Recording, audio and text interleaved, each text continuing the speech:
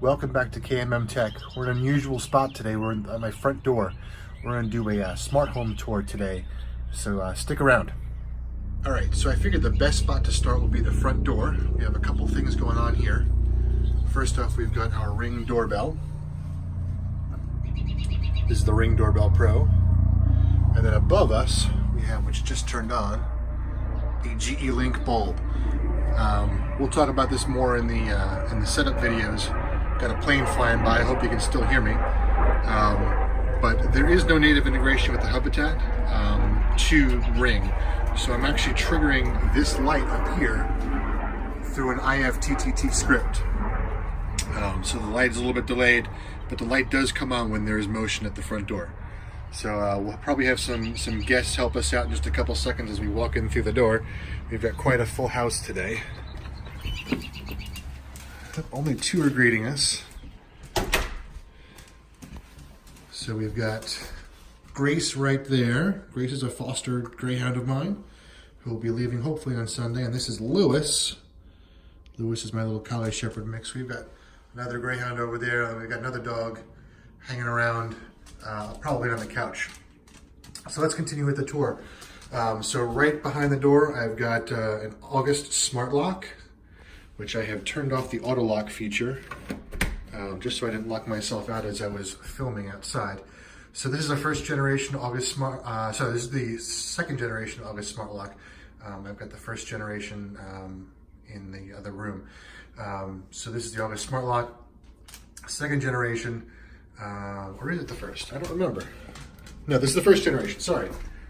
First generation August smart lock. Yeah. So that's that. I've had this for probably 5 years now. Still going strong, working really well. To complement the Ring doorbell, I've got over here the Ring doorbell chime, which is not necessary. However, I had issues with my my Ring doorbell blowing transformers, and we weren't sure whether it was the Ring doorbell or whether it was actually the wiring. So they had me bypass my Ring doorbell. And we did that, and then they sent me the Ring doorbell chime for free. So that's that. So we're gonna move on over to the dog room. This is where the dogs live while I'm not at home.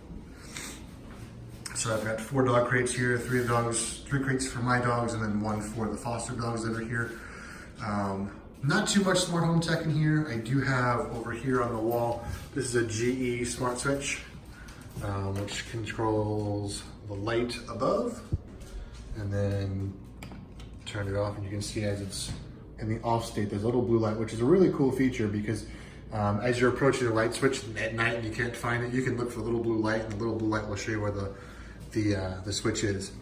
Also in the corner, I've got hard to see, but that is a Canary Flex camera that I use to monitor the dogs, mostly when I get a new foster in, just to make sure that they're doing okay the first few times that I leave them. I use that to do that.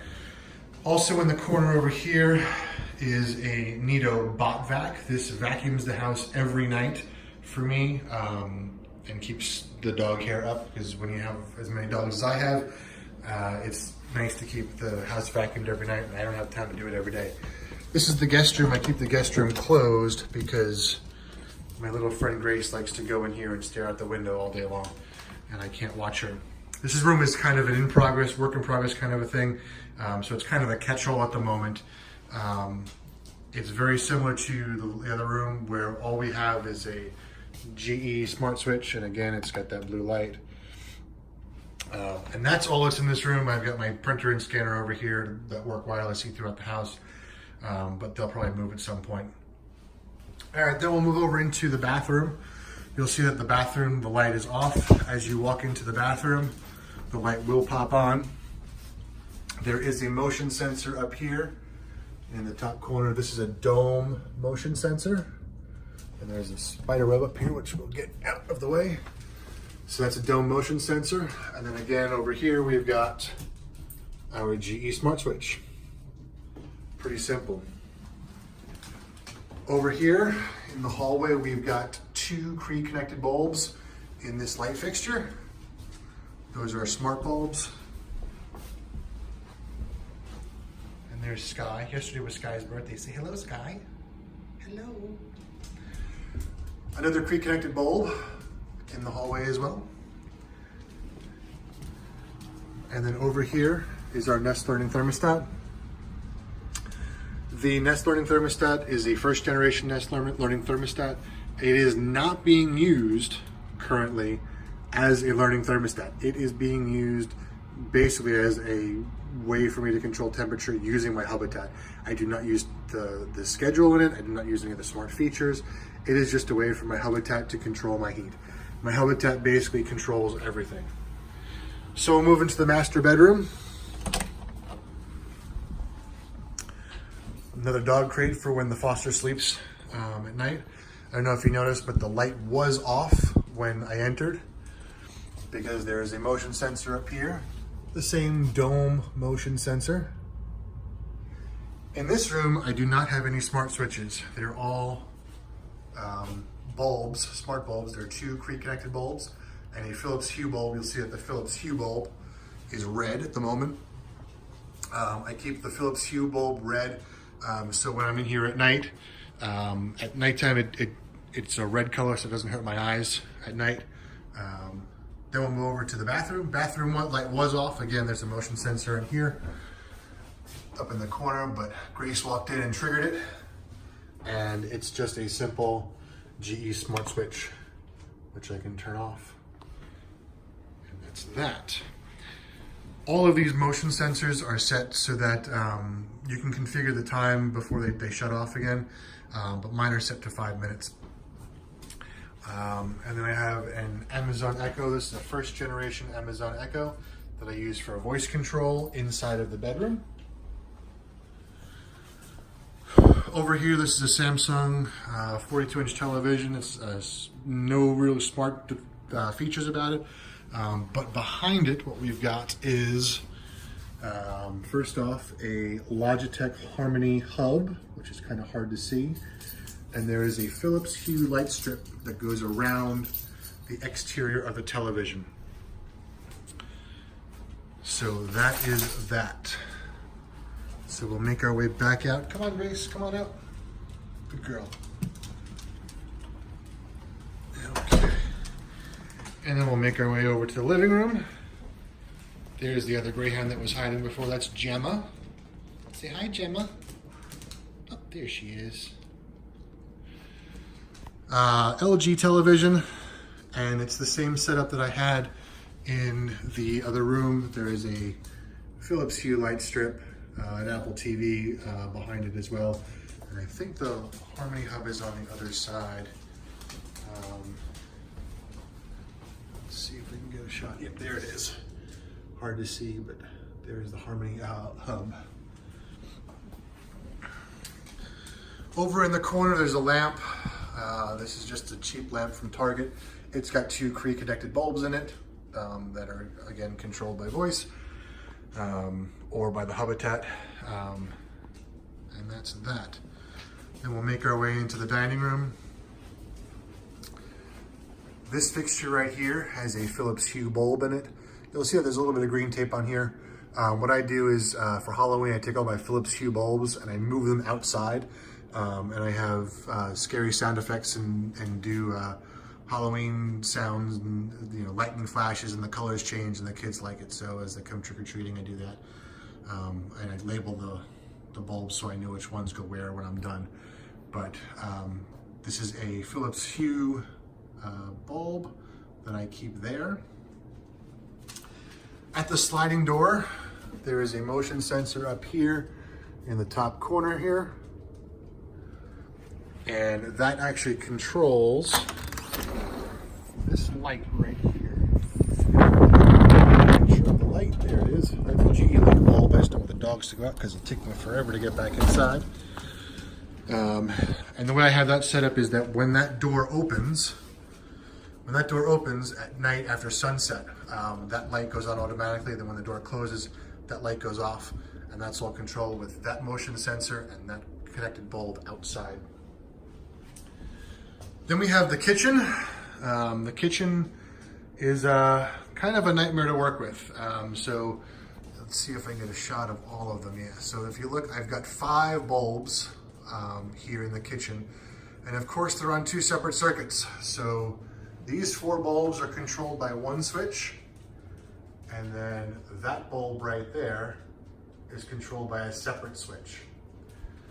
Now I had at one point Cree-connected bulbs in here and they would not stay connected to the Hubitat. I don't know why. I spoke with Hubitat and they said, you know, this kind of happens. Try connecting them to the Philips Hue bridge. Same thing happened. I still wasn't able to control them consistently. So I moved over to, again, my favorite GE smart switch. And there's the little blue light. What I've done with this is I have another GE smart switch over here. And this smart switch is the one that controls that single light. That one up there. So in Hubitat, what I've done is I've bridged those 2 switches together. So when I turn off one switch, you'll see that all 5 lights go out. And when I turn the light on, all of them go on. But if you notice that there's the one light on the right-hand side is always the last one to go off. That's because I've bridged them together. So the command is a little bit slower there. Over here, I've got my Google Home, which is how I have my voice commands in the main part of the house. And then the laundry room, which is another catch-all place, which I have not cleaned up yet. We've got another August smart lock here. This is the 2nd generation August smart lock. And then over here, we've got the August Connect. And that's what allows me to unlock this door remotely from outside of my network. And then I have another dome door sensor up here, just like I had at the sliding glass door.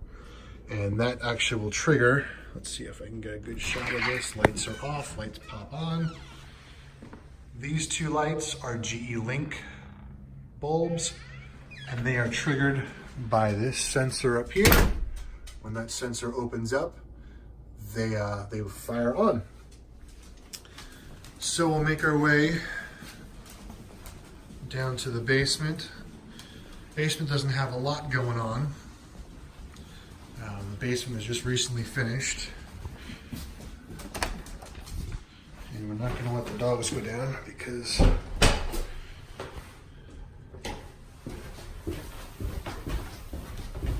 the basement's kind of a wreck. It's another catch-all place, but it's getting there.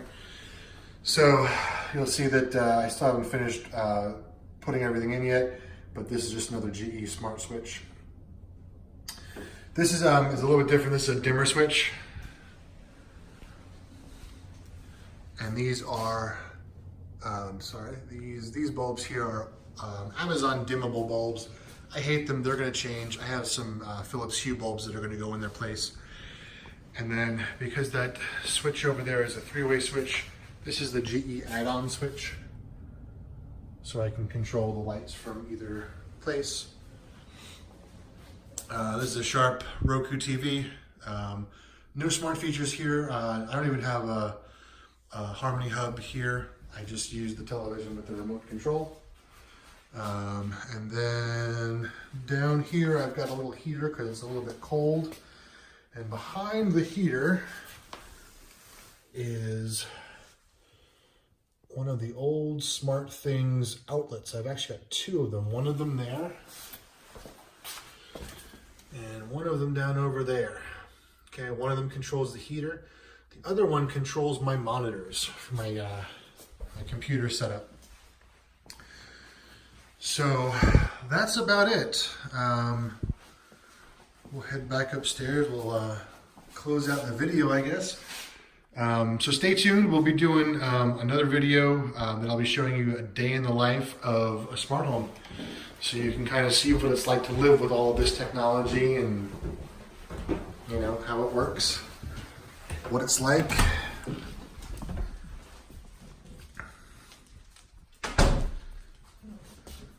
So yeah, that's it, guys. Any questions, please post them down below. I'll happily answer your comments. Please make sure that if you like the video, please give it a thumbs up and subscribe. And please share the video around, and we'll talk to you soon. Have a good one, guys.